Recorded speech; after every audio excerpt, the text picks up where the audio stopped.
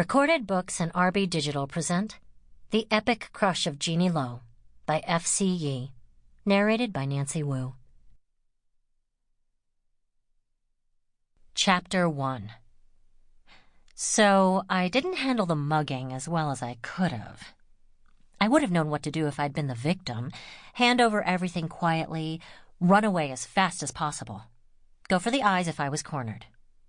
I'd passed the optional Safe Strong Girls Defense Seminar at school with flying colors. But we'd never covered what to do when you see 6 grown men stomping the utter hell out of a boy your age in broad daylight. It was a Tuesday morning, for God's sake. I was on my way to school, the kid was down on the ground, and the muggers were kicking him like their lives depended on it. They weren't even trying to take his money. "Get away from him!" I screamed. I swung my backpack around by the strap like an Olympic hammer thrower and flung it at the group. The result wasn't exactly gold medal worthy. The pack, heavy with my school books, fell short and came to rest at one of the assailants' heels. They all turned to look at me. Crap. I should have made a break for it, but something froze me in place. It was the boy's eyes. Even though he'd taken a beating that should have knocked him senseless, his eyes were perfectly clear as they locked onto mine. He stared at me like I was the only important thing in the world. One of the men threw his cigarette on the ground and took a step in my direction, adjusting his trucker cap in a particularly menacing fashion. Crap, crap, crap. That was as far as he got.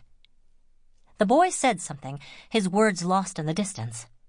The man flinched like he couldn't believe what he was hearing, and then turned back to resume the brutal pounding.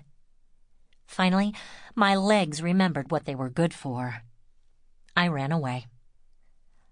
I should have been worried that the assault and battery would turn into outright homicide, but I kept going without looking back. I was too freaked out. The last sight I had of that kid was his gleaming white teeth. "You shouldn't have bothered in the first place," Uni told me in homeroom. "He was with them." I lifted my head up from the desk. Huh? "It was a gang initiation. The older members induct the new ones by beating the snot out of them. If he was smiling at you the whole time, it was because he was happy about getting jumped in." "I don't think there are gangs that hang out in the Johnson Square dog run, Uni." "You'd be surprised," she said as she thumbed through her messages. "Some areas past the Walgreens are pretty sketch." Maybe she was right. It was easy to forget in the bubble of Santa Ferenza Prep that our town wasn't affluent. A competitive school was really the only thing it had going for it. We were hardly Anderton or Edison Park, or any of the other pockets of Bay Area wealth where the venture capital and tech exec families lived. On the other hand, that kid couldn't have been a gang member. It wasn't the kind of detail you focus on in the heat of the moment, but looking back on it, he was wearing rags, like a beggar. I'd run across a group of assholes beating a homeless person for kicks and wasn't able to do anything to stop them. I groaned and dropped my forehead to the desk again. "Flog yourself some more," Uni said. "You told a teacher as soon as you got to school and spent all morning giving the police report, didn't you?" "Yeah," I muttered into the veneer. "But if I wasn't such an idiot, I could have called the cops right there."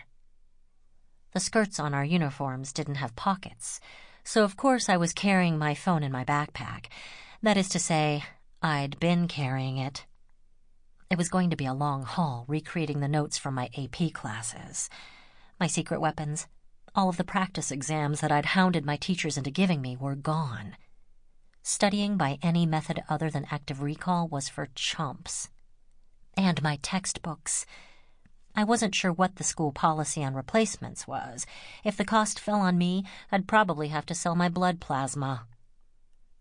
But while I'd never admit it, not even to Uni, what hurt most wasn't losing my phone or my notes. It was the fake gold earrings I'd pinned to the canvas straps. The ones my dad had bought me at Disneyland, even though I'd been too young for piercings back then. Too young to remember much of the trip at all. Sample complete. Ready to continue?